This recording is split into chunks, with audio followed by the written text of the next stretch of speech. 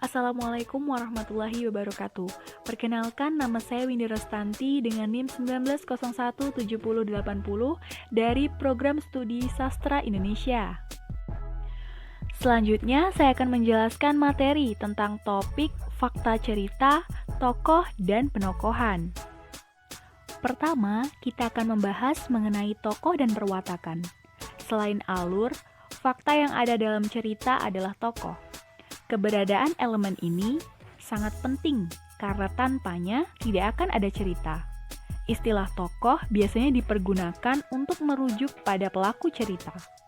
Tokoh merujuk pada individu-individu yang muncul di dalam sebuah cerita. Penggunaan istilah tokoh akan sangat terkait dengan konteksnya. Apakah istilah itu memang merujuk pada pelaku atau justru merujuk kepada watak? Untuk mengetahui lebih lanjut, mari simak penjelasan selanjutnya. Pertama, penokohan dan perwatakan. Kata tokoh memiliki arti yang berbeda dengan watak. Namun, karena keduanya saling berkaitan antara satu dengan yang lainnya, pembahasan keduanya harus disatukan. Bertolak dari argumen tersebut, pembahasan tentang penokohan juga tidak dapat dilepaskan dari pembahasan tentang perwatakan. Penokohan adalah cara pengarang dalam melukiskan tokoh, sedangkan perwatakan adalah cara pengarang dalam menggambarkan watak dan kepribadian tokoh. Selanjutnya, kita masuk kepada jenis tokoh. Dalam karya fiksi, biasanya terdapat berbagai macam tokoh. Meskipun demikian, ada juga karya fiksi yang tokoh-tokohnya tidak sebanyak jumlah tokoh dalam novel. Dalam cerpen, jumlah tokohnya lebih sedikit.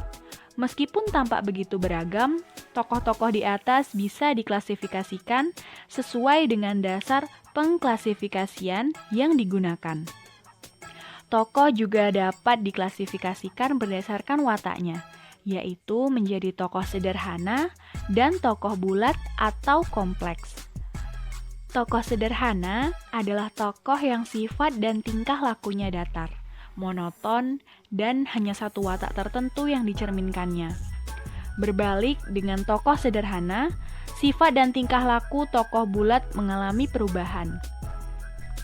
Perubahan ini mampu memunculkan efek kejutan pada pembacanya, meskipun ada beberapa jenis tokoh yang dapat dibedakan sesuai dengan dasar klasifikasi yang digunakan. Pilihan terhadap jenis klasifikasi tertentu akan sangat ditentukan oleh fokus kajian yang dilakukan. Sebaliknya, fokus kajian yang dipilih oleh seorang pengkaji tentu juga akan sangat ditentukan oleh karakteristik tokohnya. Jenis klasifikasi yang mana yang relevan dengan karakteristik tokoh di dalam karya fiksi yang dikaji. Dengan cara demikian, akan terdapat kesesuaian antara objek kajian dan klasifikasi yang digunakan dalam mengkaji. Oke, sekarang kita lanjut kepada motivasi tokoh. Dalam cerita, tokoh pasti melakukan tindakan tertentu. Tindakan itu dilakukan atas dasar atau dengan alasan tertentu yang sesuai dengan tindakan yang dilakukannya.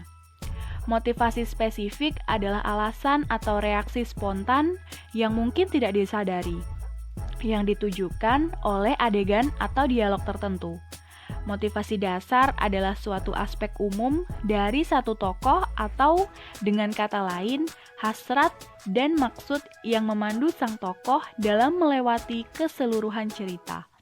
Motivasi dasar adalah arahan tempat seluruh motivasi spesifik bermuara. Sekian penjelasan materi singkat dari saya. Semoga bermanfaat. Assalamualaikum warahmatullahi wabarakatuh.